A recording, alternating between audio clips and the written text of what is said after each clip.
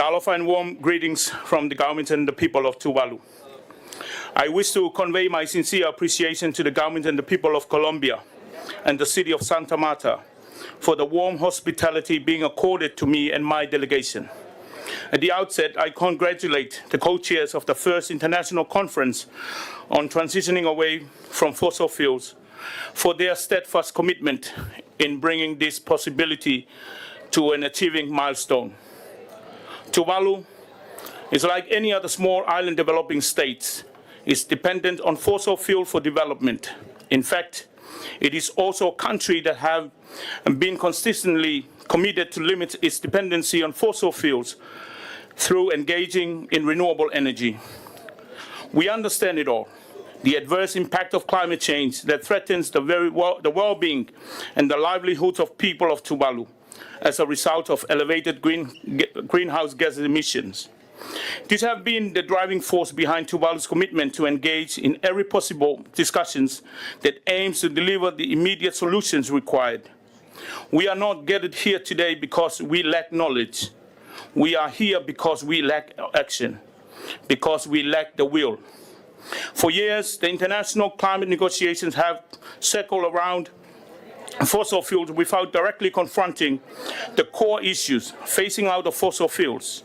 At COP30 in Belém, we recognize efforts to include a roadmap to transition away from fossil fuels, but it falls short, exposing deep divisions between countries. The science is clear and strong. The warnings have been issued. The consequences are already being felt. The question before us is no longer what is happening or even what must be done. The question whether we have the courage to act or not. Today we are here in Santa Marta.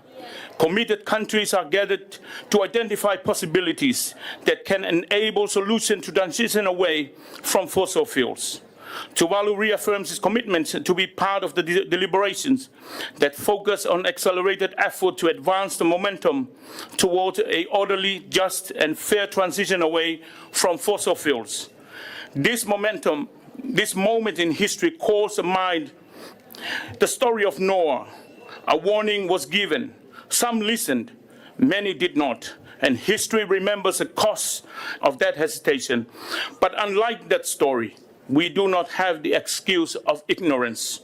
Today, every nation, every leader, every institution has access to the same information.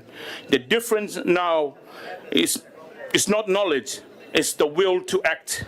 From another perspective, two critical observations we can draw from the Noah narrative. First, the powerful, the wealthy countries have the purchasing ability to secure their tickets to board the ark.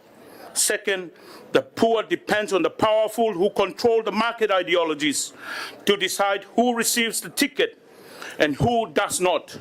Countries like Tuvalu, with very limited capacity, are left to swim outside the ark. Let's not turn this process to another prolonged geopolitical deliberations, where solutions are understood but actions are withheld.